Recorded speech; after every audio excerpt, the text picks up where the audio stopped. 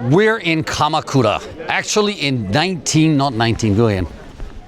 We're filming in Kamakura today. In 1333, 6,000 civilians and 900 samurai warriors committed suicide because the evil feudal lord Nita took over the city from the Hojo clan. Well, thank God we're in more peaceful times now. Let's go get something to eat because there's lots of stuff to find out there. Kamakura is one of those places in Japan that is a functional, what is it? Kamakura is a junction point where food and people come together. It's an amazing place that I actually don't know much about. We're filming in Kamakura today, a fantastic point. Nope. Today we're filming in Kamakura, a junction point for food and people and culture. But I'm not here alone.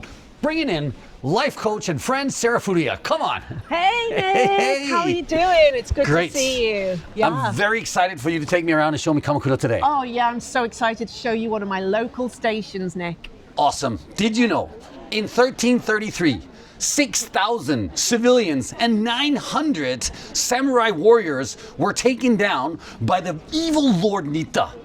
It's true. They committed mass suicide to not be captured. That's incredible. Well, that's really part of Japanese culture, right? It happened right here in these foothills. Thank God it's more peaceful times today because we're just here for some food. Yes. Well, let's get going because I am hungry.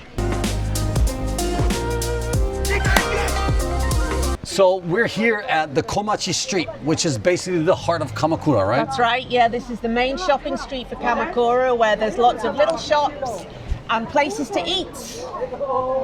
Too loud. So we're here at the Komachi Street, right? This is basically the heart of Kamakura. That's right. So this is the main shopping street. Lots and lots of little shops here and lots of places to eat.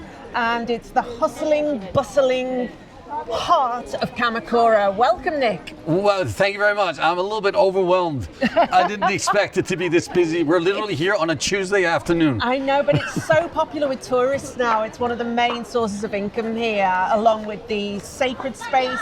This is the hustling, bustling heart. So, should we go find somewhere? Yeah, I am hungry. Come on. Let's go this way. Let's Dragon Burger. I need to know when you're rolling. You are rolling? Oh, let me get that after, but I just want this.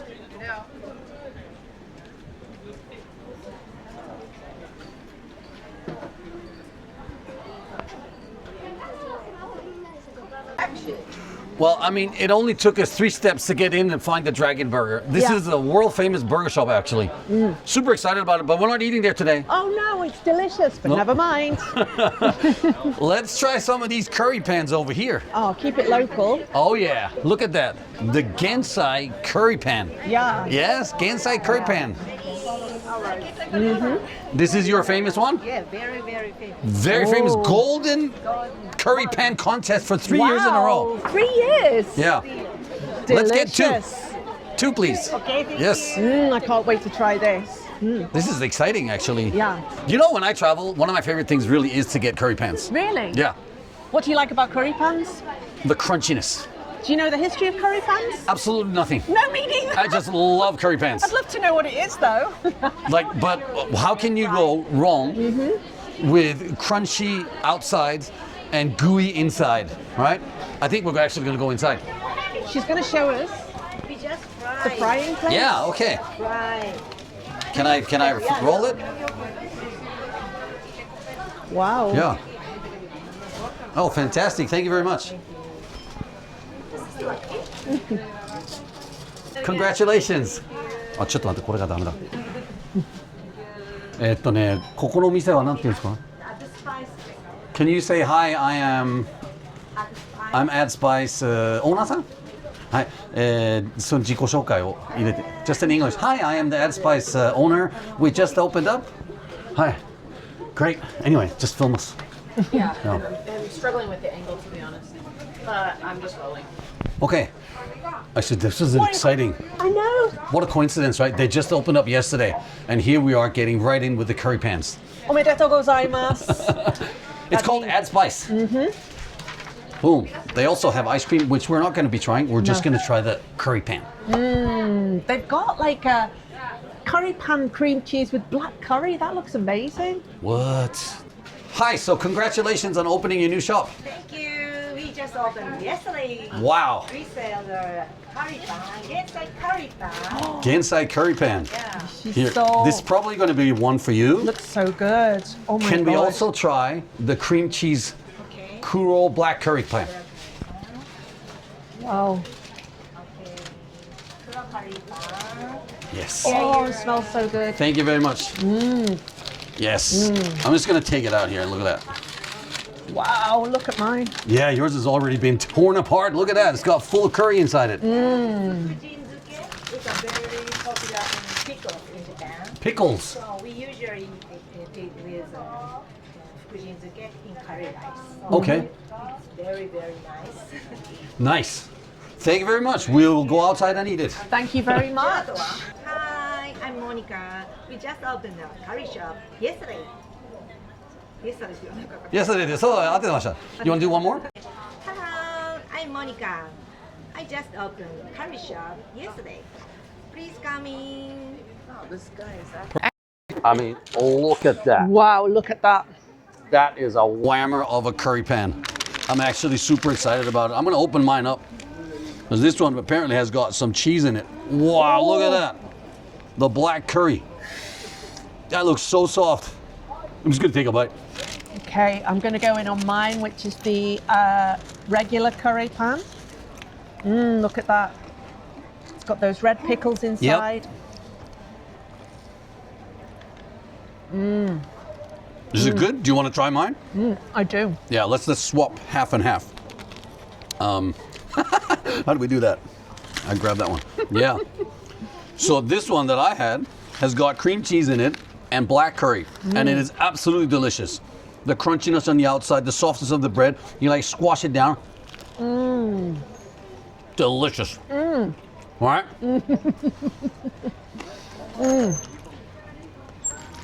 There's a lot of ums going on. This is good for the channel. It's really, really good. The cream cheese, the curry, the black curry, and the crunchiness on the outside. It's just really perfect and so fresh. And just congratulations, Yeah. Spice Hisa, Add Spice Hisa, on opening recently. So delicious. First time to be featured on YouTube, I guarantee it. Oh yes! We don't actually get to share this one for the first time. Now I'm gonna try the one with the pickles in it. Also good. Oh man, The it's bread. still hot. There's lots of juicy curry inside it. It's a lot sweeter than the black one. The bread itself is delicious too, isn't Yep, it? yep, yep. It's not too greasy as well, you know. And these red pickles, those are the ones that you dump on top of curry normally. That's right. So you get the whole full experience within Yeah. the bread. Oh, that's delicious. That's really good. The crunch. I don't know, honestly, which one is better. They're both really, really good. Really different experience. But you know, Sarah, this is just the first shop. So don't knock yourself out here. There's got to be a whole bunch of stuff that we can go and explore down there. You're absolutely right, Nick. Let's go. That was so good. That was really, really surprisingly good. And what great luck. It's their opening day. Yeah. Oh, check this place out. Oh my God, Owl Cafe. They got an owl cafe here. Oh, I feel like Only in Japan. I really want to go inside, but there's no food in there, so let's keep walking. She doesn't want to be on Hiding camera. her face, yeah. Wow, look at that #1 apple pie in the world. Wow. Kamakura Mili Mele. I'm not gonna lie, I actually want to try it, but it feels like a dessert. Yeah, I think we should wait. Maybe we until could hit we've, that on the way back. Yeah, for sure, for sure. Huh. You got some nuts in here. Lots of nuts and Japanese sweets, you know. Yeah. And also just regular buildings. This is a barber shop. It looks like it's shut down. Yeah. What's going on over here? Oh, there's another curry pan place. Wow. The Giraffe. Actually, I read about that one. But we're not gonna get that today. No.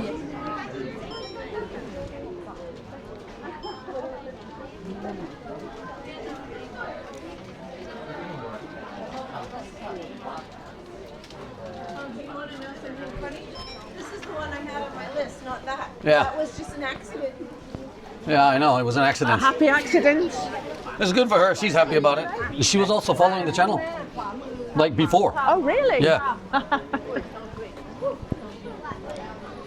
Dried fruits. Yeah, we gotta try something here. Okay. I'm just gonna get B-roll first, honey. Hi, konnichiwa. I'd like to try this strawberry. Strawberry. Yes. Ooh. Which one do you want to try, Sarah? Oh, I would like to try the orange, please. Oh no, uji matcha and whipped cream. Matcha and whipped cream. Matcha, please. Yes. これ1個500円ぐらいですか? ハーフディスカウント、ハーフプライス。 Oh, really? Ooh. Oh, fantastic. 520。 Oh, It ちょっと待 truly って is our lucky day. 120で。 Yeah, wow. Half price. 抹茶、ストロベリー。はい。 So we're going in for some more local foods. Yeah. It just looked really cute. Yeah, You know. sure. Plus, it's on a discount, so, you know, Yeah. you can't go wrong with Lucky, that. lucky. Yeah. はい、サンキュー。ありがとうございます。 Thank you very much. Gozaimasu. Nama Hold cream on. and matcha. Matcha's really popular worldwide at the moment, Nick. Yeah, let's go right over here and stand in front of the shop and do it. With this in the background. Can you make sure it's on our faces? Action. Great. So I got a strawberry one, and you got the green tea one. Yes. Yeah, and this is actually rice, right? Rice cakes, yeah, that's right. Rice it's cakes. like a kind of paste made of rice, sticky rice. Yeah, And then it's made into a dessert. it's really bizarre. It's that mochi stuff, right? Yeah, that's right. Mochi. Yeah, you've got to be careful eating this if you're old. When you touch this, it's so delicate.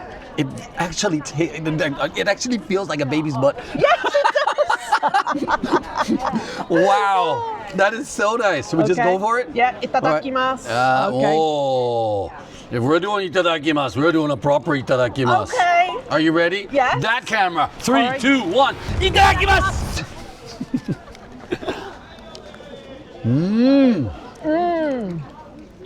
Wow. Oh. That is sweet and soft and absolutely delicious. That is so good.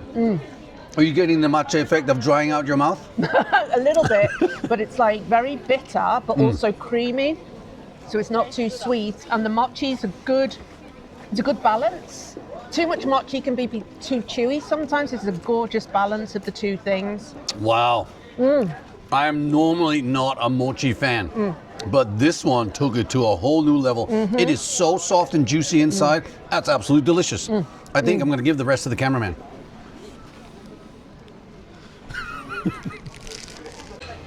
Yeah, okay. We're rolling. Good. Yeah, so What's next, Sarah? what's next? Well, it's a surprise. I'm going to take you there right now. You are? What do you want to? Well, I kind of feel like something to drink. Oh, let's go and get something to drink then. Yeah. Let's see what we've got down here. Man, but there's so many sweet things here. Like Yeah. ice creams that just look absolutely delicious. Ice creams, gelato, soft creams, This is kind of a cool shop, right? local beers as well. Yeah. Yeah. But I kind of want to sit down if I'm going to get a beer, though. Okay. Wait, is that what I think it is? You can get a one-stick cucumber?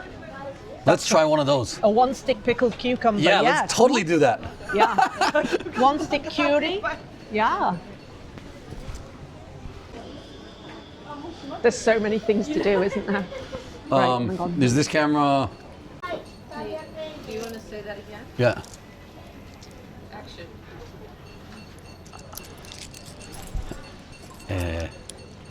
So today. All right, just follow me then. You just stay here, please. Sure. Okay. 300円ですよね。はい。はい、お願いします。So it's only 300 yen for one stick of cucumber, and they're absolutely delicious. I already know it. Look at that. Thank you. Woo.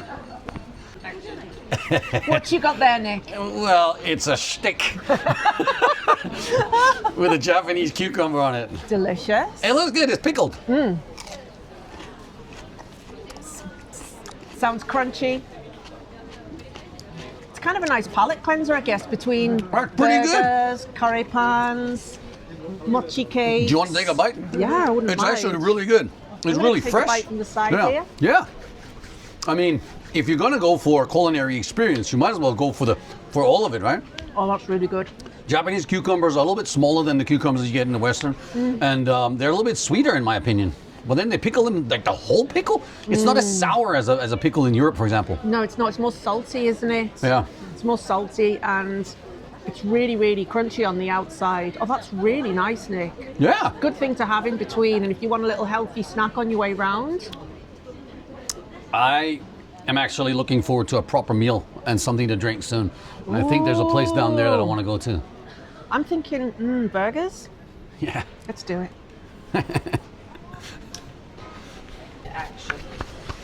You know, I mean, I am getting the full culinary experience here.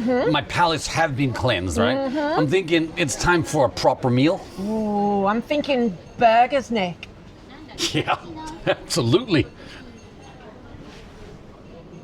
You could have just walked off. I'm rolling. Okay, let's take a walk. Okay. So, Sarah, Yes. why Kamakura? Why Kamakura? And why Japan? Well, first of all, I came to Japan because I had what I'd like to call a pivot point in my life. So in December 2000, I had a big car accident, like a head-on collision. Yeah. And at that point, I was working in an office. I was a manager in a telecoms company. But it's really not my thing. That's really not my thing. And I can remember lying on the A-board on the way to hospital and thinking, what am I doing? I'm nearly 30. I'm working in an office. That is not my gig. And I just decided then to do something. And I started researching, teaching English as a foreign language. I'd already got the qualification a couple of years before, so I'd had an interest. But that was the kind of pivot point at which I was like, I can't keep doing this. And I handed my notice in at work soon after. And I researched, I was like, Spain or Japan? And it was like, euros or yen? Right. And I was really attracted to yen. But as it happens as well, I'd never had a massive interest in Japan, like a National Geographic level interest I Wow. had. I mean, a lot of people come here for, like in my case, it's martial arts, right? Yeah, Then yours there's is martial the arts. pop culture of, Yes. anime and stuff, but that's not your pull, right? No, that's not my pull at all. But interestingly, and I love to work with like intuition and a little bit of fun stories, a bit of magic and stuff like that, is the year before, my then boyfriend, a lovely guy called Simon, who I'm still friends with, had bought me tickets for my birthday to go and see a Shakespeare play, because I was studying English A-level at the time as a mature student. Yeah. And I went to see King Lear at the Royal Shakespeare Company in Stratford.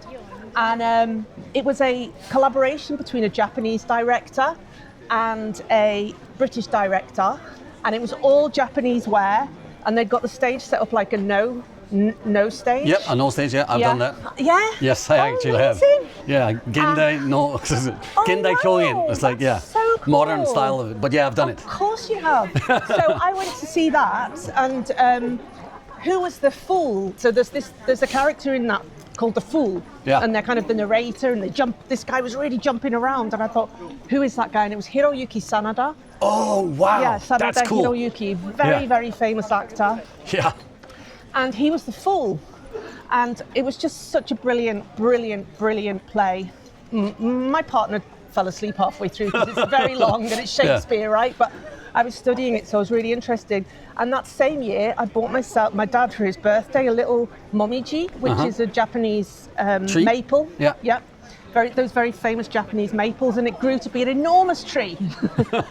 And so there's these little kind of Easter eggs along the way Yep. that were kind of pointing me in this direction. And I was just coming for 1 year. I just came for 1 year, but me and my best friend April, we loved it so much, we decided after 1 year to move to Tokyo. We were living out in the boonies. And then we both met our respective partners, and I Nice. ended up staying for 24 years. Oh, wow. 24 That's years. right. You're almost as long as I've been here. Yeah.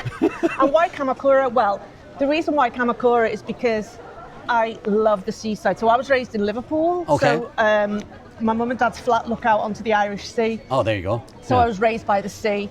And I just really I'd lived in Tokyo for 18 years, loved Tokyo. but just really felt this strong draw to the sea. So now I live in the hills by the sea, and you can't see it here, but the sea is that way, about 20 minutes walk.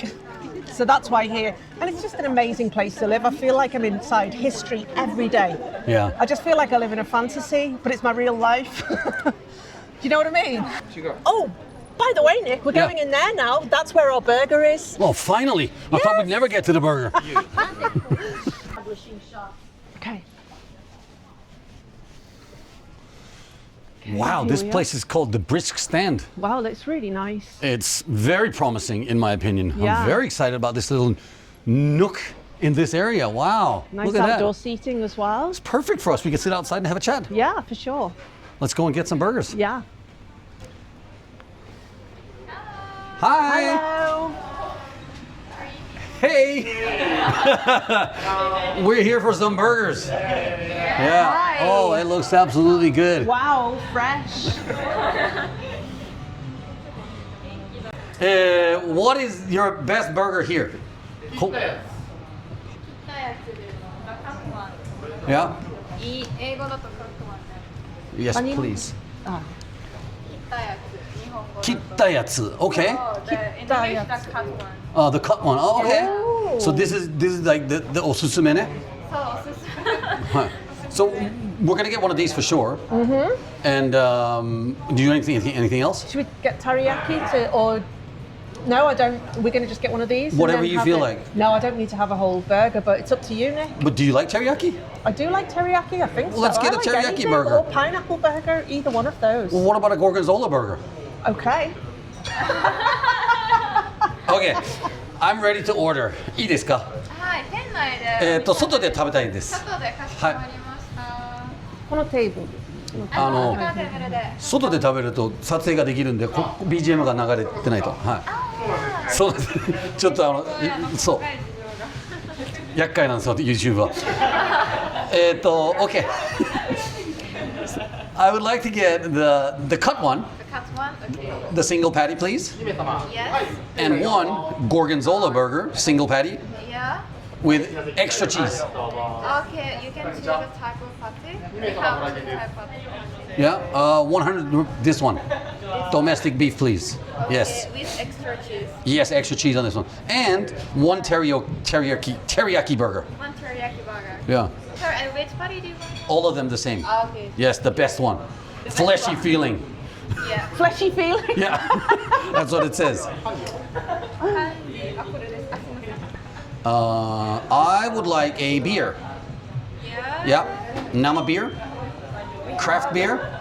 Two craft beer. Oh, Spring Valley. Oh, this is actually a Japanese brewery. They're really good. Yeah. I'll take the IPA, please. Frozen. Yep. And I know you're not so much into the alcoholic beverages, so Okay. what would you like? Do you have any non-alcoholic beer? No alcoholic. No, sorry, we don't have. Okay, so is this homemade lemon squash then, please? Okay. Yeah. Or homemade cola or homemade ginger.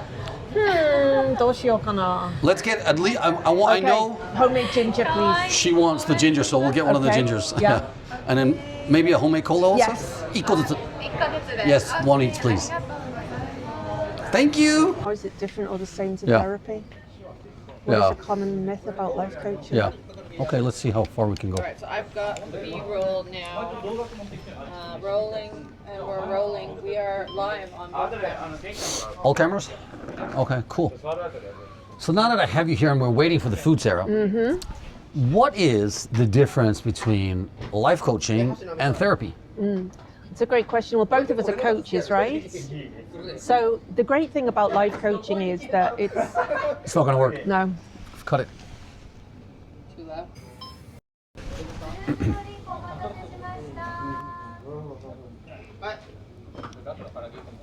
Okay. And action.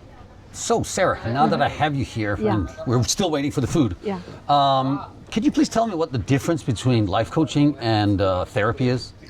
So therapy is a very specialized thing, and so is coaching to some degree. But coaching is a process where two people partner together to create a partnership that invokes their imagination Sorry, to maximize people's personal and professional potential. Right, sorry. Can't do it. Okay. Sorry, I'm gonna have to isolate our voices. So, anyway, let's try that again. Got you both. You look good. Hair looks good. Check, check, check, and roll it. Sarah, now that we're waiting for the food, we've got a little bit of time to spend. Yeah. Could you please explain to me the difference between life coaching and therapy? Okay, so coaching and therapy. So first of all, coaching is when you partner with clients in a thought-provoking process that inspires them to reach their maximum personal and professional potential. So that's the kind of Coaching Federation's definition of coaching. So coaching is, I mean, we're both coaches. You're a physical coach and I'm a coach that works with more psychology. And what we do is, so I would partner with you. It's all about asking questions and about challenging people at the values and beliefs level in order to bring out things to help them now move into the future. So I look at what people are doing now and take them into the future. Whereas therapy is like you look into the past and then you really excavate the past and you bring it up and you really go in there and you have a look at it and you look at people's like trauma or their kind of things that are really, really bothering them a great deal, and you spend a lot of time looking after the kind of the parts of people that need some help. Now with coaching, you may be working with people who need some help, sure, but you're also working with people's their positive aspects as well. Yeah. And we tend to just be very forward focused. Now, as a coach, I have to know when therapy is going to kick in and when it's not in. And I'm not skilled in therapy, right? So Okay. I'm not qualified in therapy the same way as you. Yeah. You're a coach, right? So Yep. you're a CrossFit trainer, a cross fitness trainer. You coach people, professional athletes, everything. Same as me. I coach professional people. But at some point, you need to know where your edge is. Yeah. You're not going to do physiotherapy or surgery on somebody, right? No. But you might be able to say, oh dear, I think you've got this wrong with your knee, and take it from there and use your skills after your many, many years of experience and expertise. Same for me. I've coached hundreds and hundreds and hundreds of people, and I may know when I'm coming to the therapy area, and then I need to pull it back and say, right, we're going into an area that's not my area now. And that's when you spend a lot of time analysing, looking at the past. 本当にごめんなさい。Okay. Yeah. Yeah, so it's that kind of knowing where my edge is. Like therapy is a very specialised technique that needs to use very specialized technique and education, and people have invested in themselves to become therapists, and I've invested myself to become a coach. So it's just there's an overlap. And sometimes in coaching we use therapeutic techniques, but we use them in a way to have a quick look. I often say I may visit therapy, I may visit the past, but we don't pitch a tent. Right. And it's just to make sure that we know what we're dealing with and what's in our current situation to help us to move forward. Whereas with therapy, they would really spend a lot of time unpicking, unpacking, and so on to find out what's going on there. I see. Yeah. As a a martial artist for close to 40 years, I've taught tens of thousands of people all over the world, basically. Yes.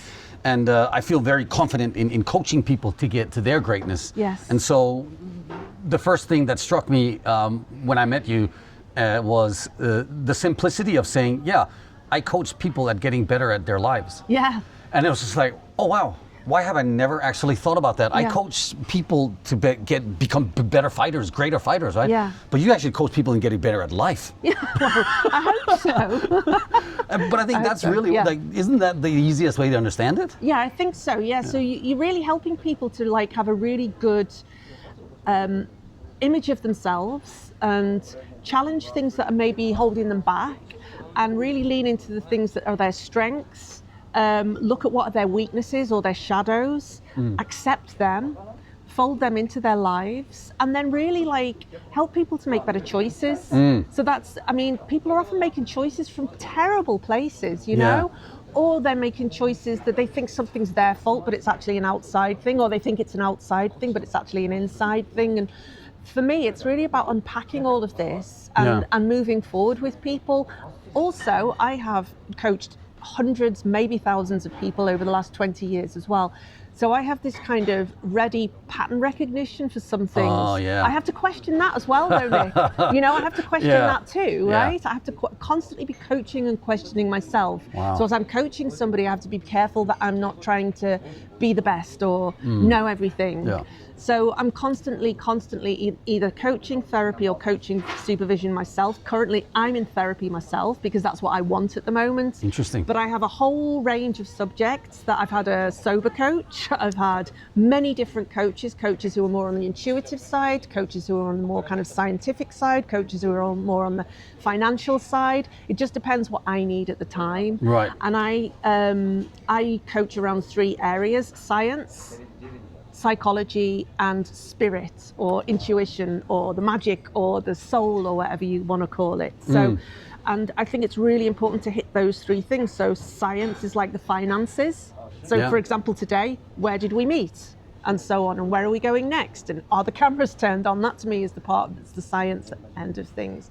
And then the psychology, which is about your mindset and all that good stuff, the way your mind works and your past and your present and everything.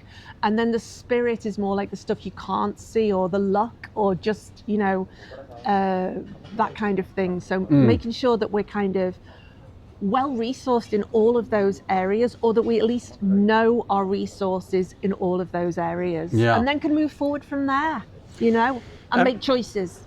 I mean, it makes sense when you talk about it that way. Yes. It's just through my whole life until I met you, to be honest, I didn't know it was a thing. I didn't know that it existed. Yeah. But when you talk about it, it sounds like, well, yeah, I have a physical, strength and conditioning coach. Yes. I have a skills coach. I have sparring partners. Yes. And, to become a better fighter, Yeah. you also go overseas and go to other gyms. And so all that comes in the same way that you are working around the mind. Yeah. And I find it really fascinating.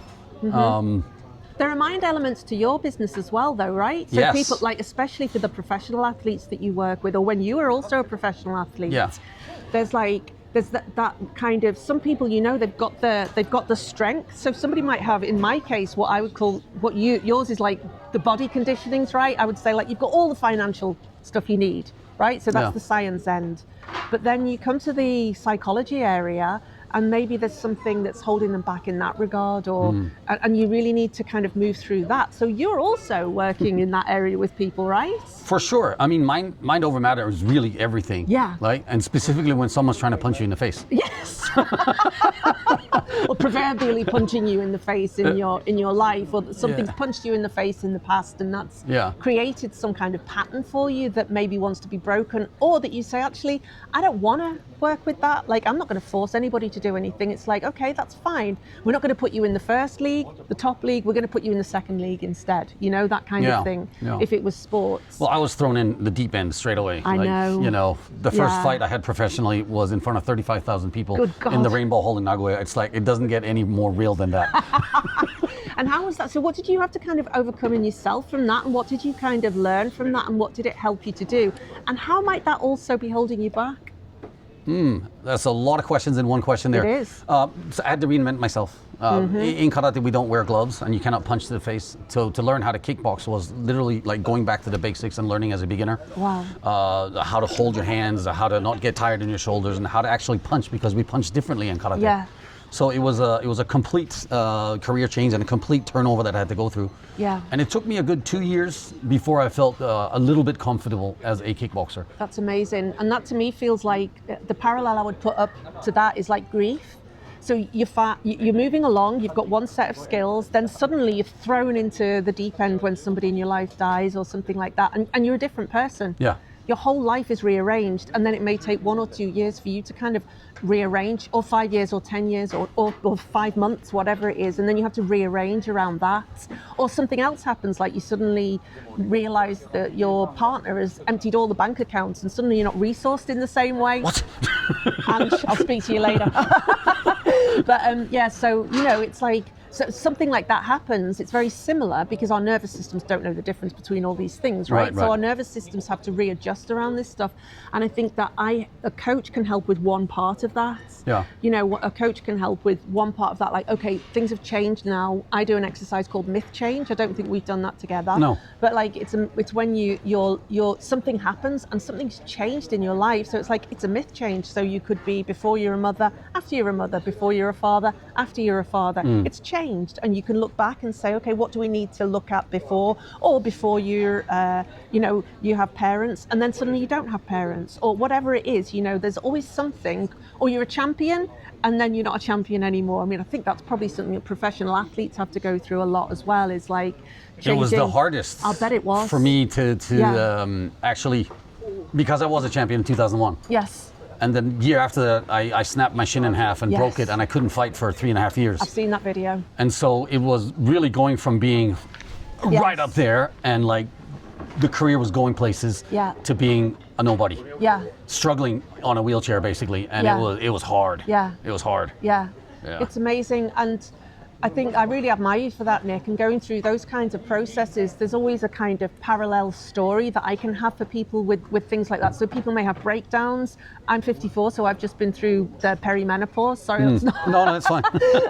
And I also became sober as well, and we talked about this just before as well. So, you know, these are all huge myth changes that are kind of similar to the story you just told, where you're one thing one day, and then suddenly you're something else. Suddenly your mind and your body are so different. Yeah. Do you know what I mean? Yeah. Oh yeah, I definitely know what you mean. So it's like, and then you have to kind of rearrange your life around that, and people have to rearrange around you and your new life, and it's pretty amazing. But through all that, I remain a coach because my skills don't change, but I have to kind of reassemble my new mindset and my new life as a coach around all of that.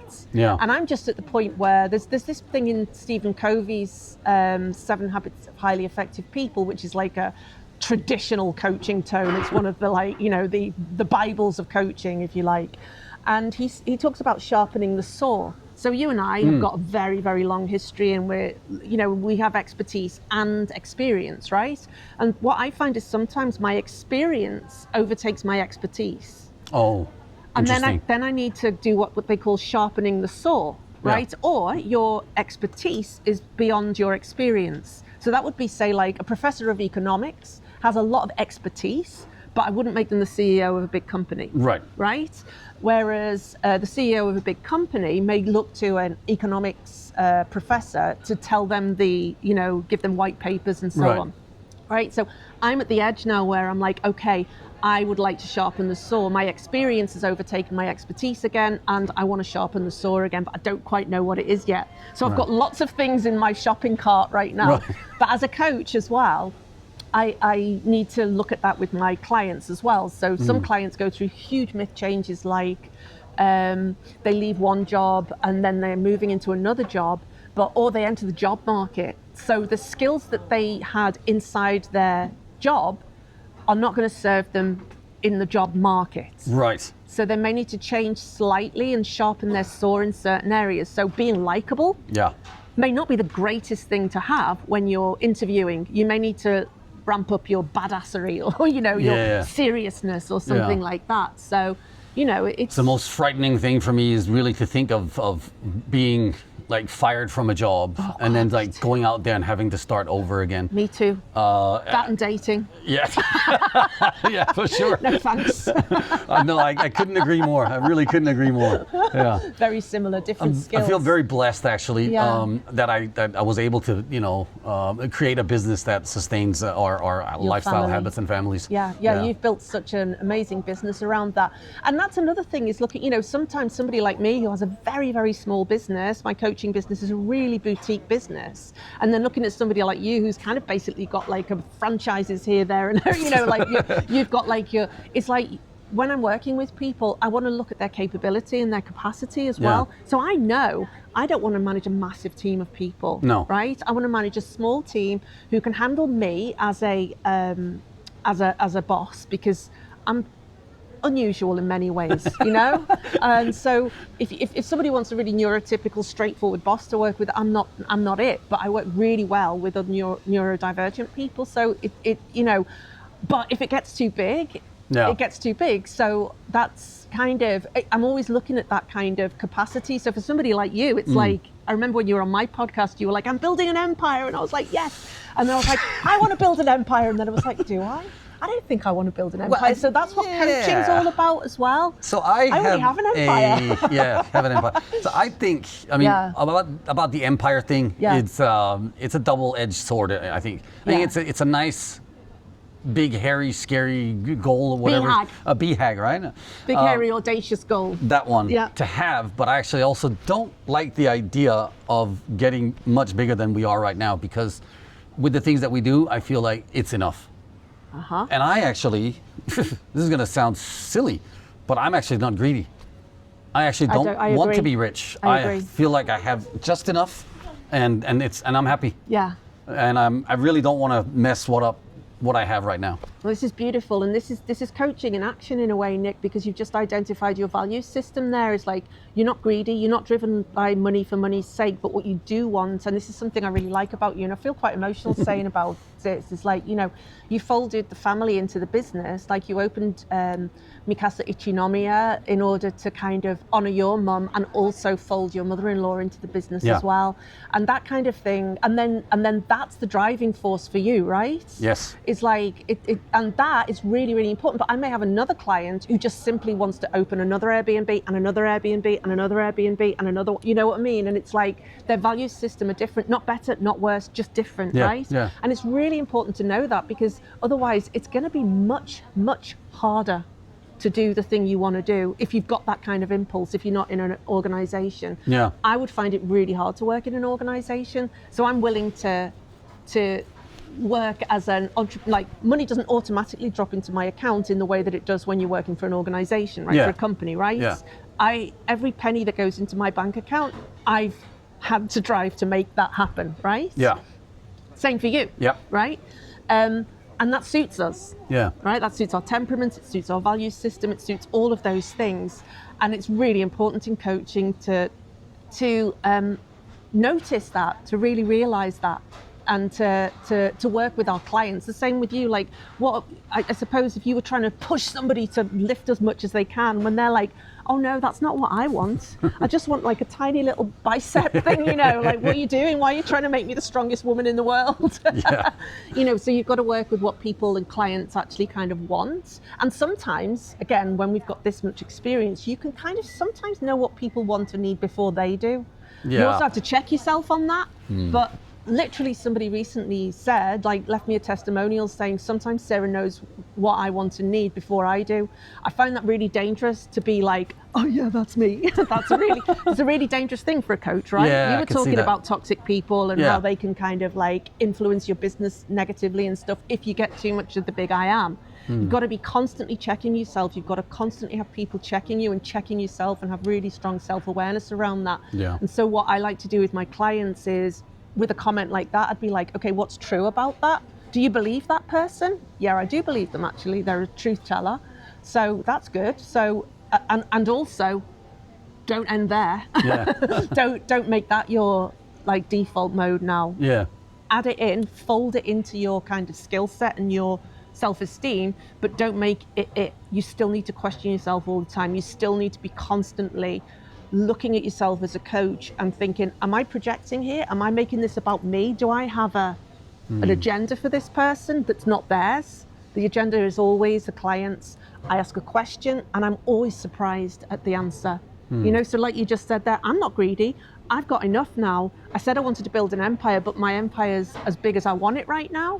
It's just like, oh, that's like, I never thought you were greedy, by the way, but it's just like that kind of, so surprising when I ask a question to somebody and they answer me in a different way. And that's my favorite thing about coaching, is when I ask a question, even if I've got an assumption, even if I don't have an assumption about the answer, they answer something entirely different. And then my skills have to kick in, because I'm like, oh, I wasn't expecting that. Like, you know, do you think your husband is going to be able to step up to the standard you've got for him? And they go, actually, no, I'm going to leave him. And you're like, oh, go. And then you have to kind of change direction really quickly and start working with that new information and, you know, and keep holding that system really, really tenderly. Yeah. Yeah. That was a really interesting conversation, but I think we need to cut once and Craft cola, I've never had this before. yeah, so I'm not a cola guy, No. so this is for you. Thank you. Thank you. It doesn't Cheers. look like Coca-Cola at all. Oh, it's really interesting. It's kind of spicy. Yeah? Yeah, it's like, I think it's got star anise in it. Oh, So nobody knows the original formula of cola, right? Or No. Pepsi. So I guess they've approximated it to craft cola. I'm that's intrigued delicious. now. Do you want Can to I try a little Yeah, bit? of course you Yeah. can use the... I think it's got like star anise in it, some spices. It would go well with that curry pan, actually. Oh, wow. That's Yeah. good. Yeah. Oh, okay. Yum. All right, I got a little beer here, an Okay. IPA, a cheeky one. Cheers, kanpai. Kampai! Kampai! Oh. Ooh. Yeah. Oh, that's nice. This is a local brewery down in Shizuoka called Spring Valley. Oh, yeah. I once went there for a tour Okay. during a typhoon. Oh, wow. Anyway, here comes the burgers. Oh, 切ったやつシングルパティで Yes! はいどうぞ Oh, yes. wow. はい That's cute. 照り焼き The teriyaki, yes, please. Oh, I ゴ love ルゴンゾーラチダチ Oh, yes, put that right there, Wow. please. ありがとうございます。まあフォークとか持ってきますねはい。はいありがとうございます。 Thank you. Wow, look at this. Check and action. So, Sarah, I am sorry. I had to jump the gun there. That's very rude, Nick. How dare you? I know. I mean, the chef was right there. He looked like he wanted to see me eat it. He definitely did want to see you eat it, and I'm sure he was delighted by that too. Let's get on it, okay? Okay. Together. 3, 2, 1. Itadakimasu! I think you should try this one. Okay. Actually, I'll take this one away so that you can grab that one. Thank you. This is their classic one, the most famous one, the cut one, they call it. They grill it on the inside here. It's beautiful. Okay, let's try this. That is really good. This bit comes through like fried bread. Yeah, that's because they've grilled it there. They cut it in half and grill it again. It's my God. nuts. The bread, I mean, not the bread, the meat on this thing is so meaty. It's a 100% Japanese beef. Really good. The onions are delicious. Really soft. It's like a. If you need it. It's got a Over there. slight English breakfast vibe about it because of the because of the fried bread feelings. Yeah. Yeah, wow. That's really, really good. Let me try the other side as well, the soft part. You know, to get the onions glazed as much as they are there, like they don't even taste like onions anymore. Delicious, right?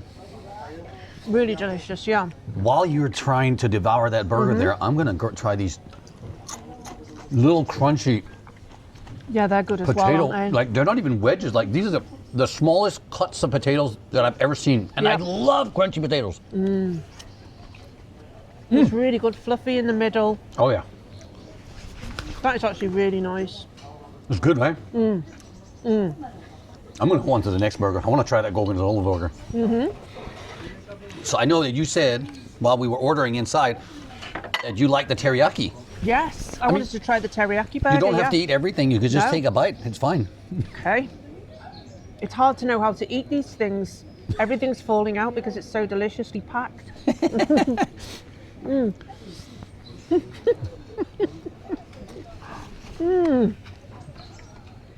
Oishi. Yeah. I guarantee you that teriyaki burger is going to get a bit messy. And that's just what you say in Japanese, shogunai. That's just the way it is. This Gorgonzola burger, if I'm going to open it up, look at that. It's got triple cheese in it, glazed onions. It's got some kind of sauces. The buns are being grilled to perfection. Man, this size of this thing is like, it looks small in my hands because my hands are huge, Yeah, but it's got a bit of weight to it. it's good size. I always talk about the bun to beef ratio. Yeah, And you could tell that it's nice soft bun actually. yeah. And it's just does what the bun is supposed to do. It holds everything together. I like that bun to beef ratio, and it seems like these caramelized onions are their kind of the shop's specialty, doesn't it? Because they seem to be on everything, and there's no salad, Nope, which is such a nice change. no salad, just glazed onions. Oh my God. The first thing that hits you when you take a bite of this burger is the gorgonzola. Wow. That is a triple cheeseburger. Powerful. It's delicious. And that teriyaki sauce is really kind of barbecued, you know, when it gets like really caramelized. It's slightly burned, but not burned. You know what I mean? Yeah. Like really flavorful. I actually want to try a bite of that burger if you don't mind. Of course you do. Can we do a swap burgers? switcheroo? Yeah. Let's do a burger swap. Let's get this half-eaten little fella out the way. So normally, what I look for if it's a teriyaki burger is the mayo. Yeah. You know what I mean? Yeah, a bit of QP. Yeah, there should be a bit of mayo on this thing, right? Because it cuts through that like teriyaki sweetness so well. Right, that's right. Okay, here we go with the gorgonzola double cheeseburger. Oh, wow. You described that burger very well. There is a charness to it. With glazed.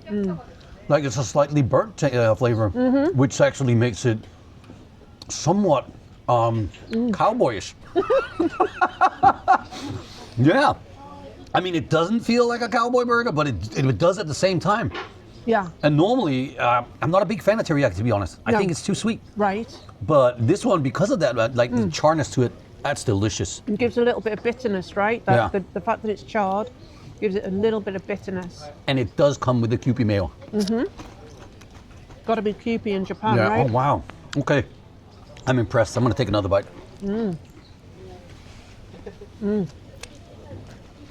Yeah, this is really nice.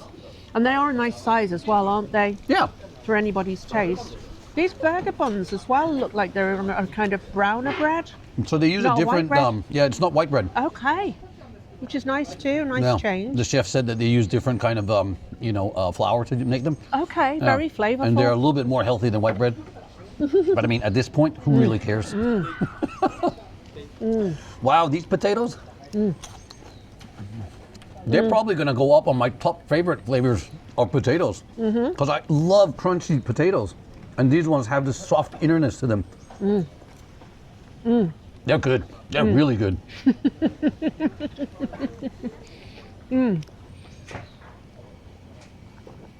As a Brit, I do appreciate a really good roast potato. Yeah.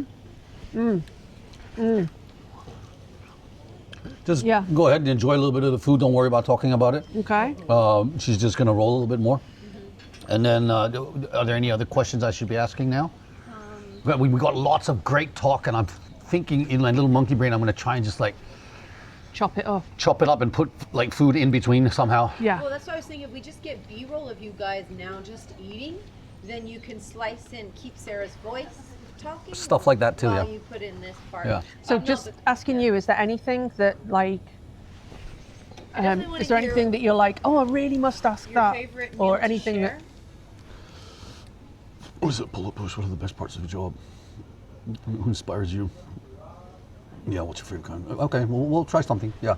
Okay. It doesn't necessarily have to be these, but No, I think what is if the there's best part of the anything- job? I kind of feel like you already answered that. I did, yeah. Yeah. So, and who inspires you? Yeah. And what's your kind of favorite meal? Yeah, that's a nice answer. I've got a nice answer for that as well. Ange, did you want to try some of this one with the like crunchy bit on the front? So just put it on that plate. Yeah. I'm going to take it away. Yeah. You guys were just struggling with that. I just really just stopped and moved that. And then, yeah, I'll eat that later. Yeah. I want you to at least have the. What a bunch of burgers, eh? Like, if you're gonna go on a show and you want to try something, you should just get as much as you can, right? Without like overeating, I would say.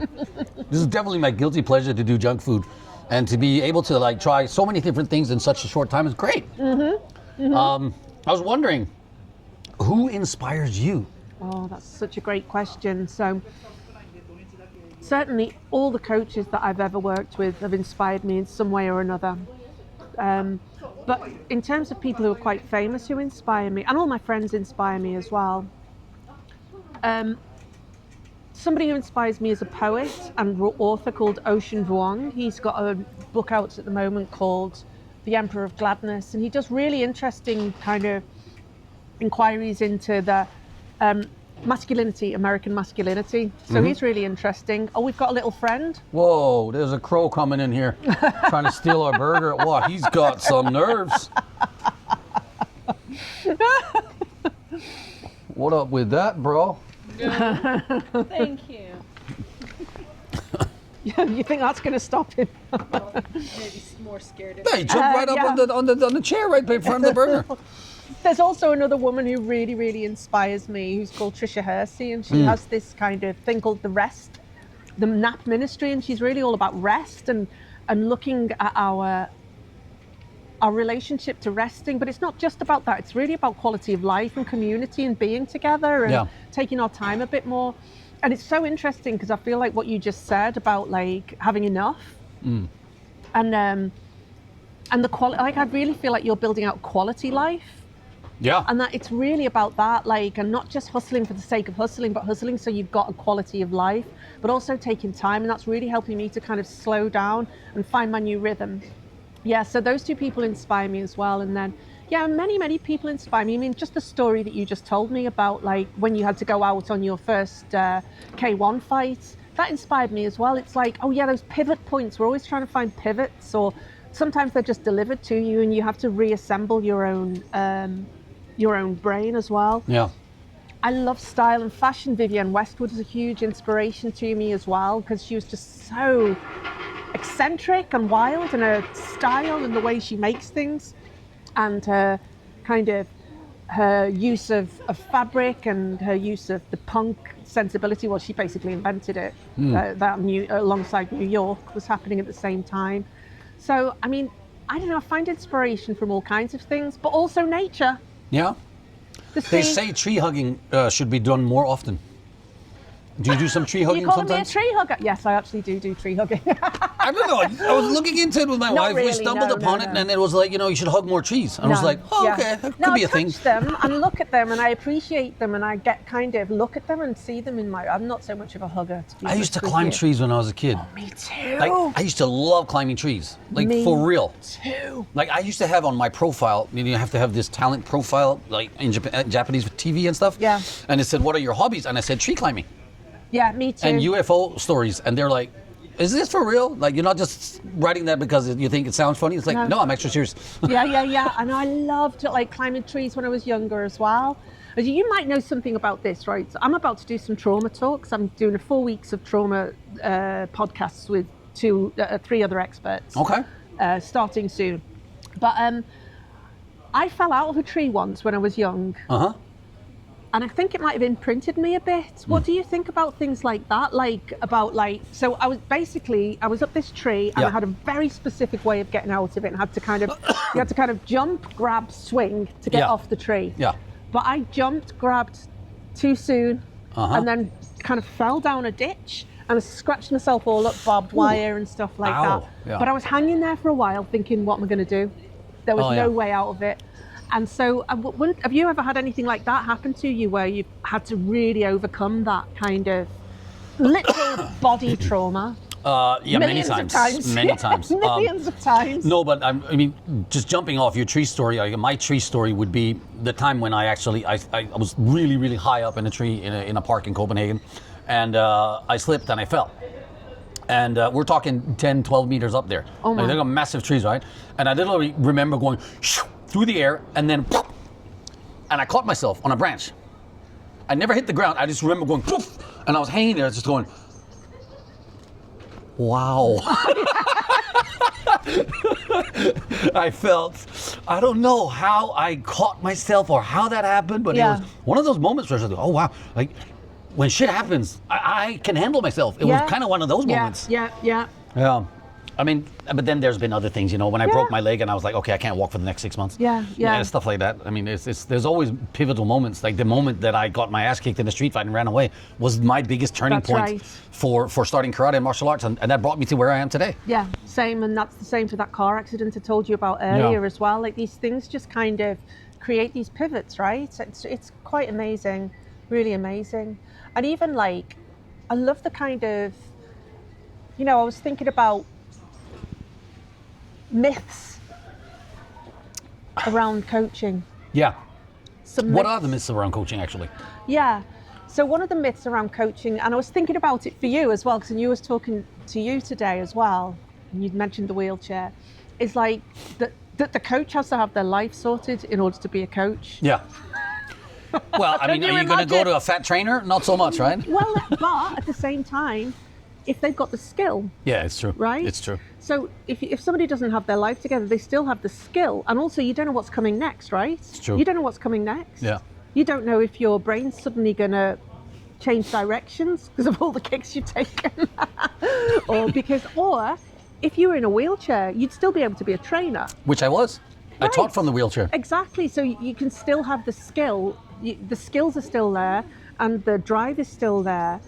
So it's just that idea that like anybody, therapists, coaches, fitness coaches, you know, they don't have to be able to do all the things that they teach in order to, or that they coach around in order to do it. Yeah. Because it's a skill set and it's a mindset. I mean, obviously, if your mindset went down the drain and you were kind of projecting onto people and doing all that kind of stuff, then that's a different story altogether. But that's the biggest myth that I was thinking, what is the biggest myth?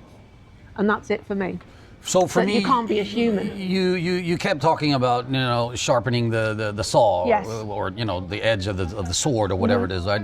And we always in our gym, based on my philosophy, basically, is that if there's something you can't do, work on it, and it could take you as long as you want, as long as you don't give up on it. Yeah. And so currently, I'm going through this bar muscle up phase. Yeah. I absolutely hate it. Can I get over the bar and the bar muscle up? Yes, I can get over. Yeah. But not in the way that I feel it's graceful. Yeah. So I'm being tough on myself, but I'm also realizing that there's a skill set that I've been shying away from just because I didn't like it. Yeah. And it's a difficult skill to get. Yeah. And I know when I get it right, it'll be super easy. Yeah. And it's all about timing and mechanics and movement, and also about the dedication of giving yourself enough time to work on something that you suck at. Yeah. So in CrossFit, they say, you know, embrace the suck. And it's kind of like a good reminder of like, you know, okay, yeah, you might not be good today, but if you keep working on something, you'll get it. Yeah. Yeah. So I always talk about the 10 minutes. I don't know if that works for you, but my wife and I often do 10-minute meditation sessions, you know, just to, or 10-minute, you know, what do you call it? Happiness thoughts, or just where we like, or what is that? Gracefulness? Gratitude, yeah. Or spend like 10 minutes on gratitude, for example. Yeah. And it could be 10 minutes on bar muscle ups, or it could be 10 minutes on back squats, or whatever it is. But if you put in these 10 minutes 3 to 5 times a week, you know, every week, week after week, that becomes a month. A month becomes 3 months, and it becomes a year. And then what you were struggling with a year ago, you're not struggling with today. Yeah. So you have to like put in those On 10 that minutes. day. On that day. Yeah. So yeah, so from a coaching perspective, I'd be like listening to you there and saying, oh, that's interesting. So Nic doesn't want a fat coach. I'd happily take a fat coach as long as they have the skill and they could. Yeah. Assess- Well, I was a fat coach for many assess years, me. to be There honest. you go. It was a joke, actually. There you But go. I mean, I was just a jab at myself, to be honest. I would absolutely take up, as long as they understood me. And I was what I wanna do. 115 kilos when I opened the gym. 115. 115. Good for you. That's Well, good for you 20 for not kilos giving more up than there. now. Yeah. Good for you for not giving up there. Imagine Yeah. if you'd gone, oh, I can't do this because I'm fat. No cross fitness. Nah, No marriage. exactly. No friends. No marriage. You know, That's the worst. Some of your friends, no Brian. You know, like, well, imagine that. Yeah. There'd been, and you know, some of my clients go to your gym, so it's like, if you'd given up at that point, so you know, that's another amazing things that I will like challenge those things. I love that about coaching, and you'll challenge somebody to do better. Yeah. Yeah. So you're talking about like a short term kind of 10 minutes, 10 minutes, 10 minutes, 10 minutes. It's so interesting because one of my words for next year is deepening. So that's not going to be 10 minutes, 10 minutes, 10 minutes. Okay. That's going to be like 10 minutes, 15, 20, 30. Can I do an entire day of meditation, I wonder? What would that look like? And of course, we've just been to a competitive meditation event as well. So of course, that kind of inspired me as well. Kind of got me thinking, this is so interesting. What would it look like to be like that? My mind is constantly on. Yeah. 25,000 thoughts a minute. I can imagine. Could you relate? I can, or you can I imagine? can relate, and I can also imagine. Yeah, with your personality, you can see how quick you go. Yeah. Running low on battery. Sorry. Yeah. No, just flagging. Okay. Yeah. Are we gonna cut it off here, or are we gonna cut it off somewhere I'm else? gonna cut it, and then I'd like to do the wrap up with the question: what's your favorite About meal? yeah, because I'm that- going to talk about retreat actually, Come because back to the food. literally thinking about it. Sarah, it's a great Sorry. day. Whatever you want to, however you want to reflect, but then ask her that last question of what's her favorite meal to share. And what would you want to share with the tomodachi? Yes, and then just wrap it up naturally, however you want. Oh, I forgot to turn and action. So, Sarah, we're coming to end of the show, unfortunately. I was wondering if there's anything you want to share with the tomodachis, and also potentially share with me. What is a good meal to share with friends and family? Oh, so I really enjoy the Japanese way of eating. You know, where you buy lots of dishes and you put them in the middle. Yeah. And then you will just pay, you pay, each Separately, person yeah. pays, not separately actually, you all pay together. You just divide the bill in 10 ways if there's 10 people and stuff like that. Really, really enjoy that way of thinking. But my favorite is when people are passing things across the table to each other and grabbing, can you just pass me that? And, you know, I run a retreat, which we actually run. This is literally not a plug. It's not a plug, but I love when we're sitting around the table together on retreat and we're passing the bread rolls and there's conversations going on. Can you just pass the chicken? Can you would you mind doing this? So people come round and pour wine for you. That's my favorite thing, is sitting with people in community and just really enjoying being around the table together and really enjoying that kind of, you know, that kind of sharing, community, collective, sharing things together and laughing, and there's, you know, it's just so lovely. I mean, you've entered into a big family, right? These retreats actually are done at our Airbnb in Chiba at the Mikasa Ichinomiya. Yeah. And they can find you on sarahfuruyacoaching.com. Yeah. There'll be some links. There'll be some stuff to click onto. You can get coaching worldwide, actually, if you're interested in reaching out to her about life coaching. That's right. sarahfuruya.com, at Sarah Furuya Coaching on Instagram, at Sarah Furuya Coaching on Facebook. And I just really encourage everybody to tell the truth to yourself and to take steps towards what makes you feel good inside your body and inside your spirit, inside your mind and inside your physicality, and just enjoy this incredible life.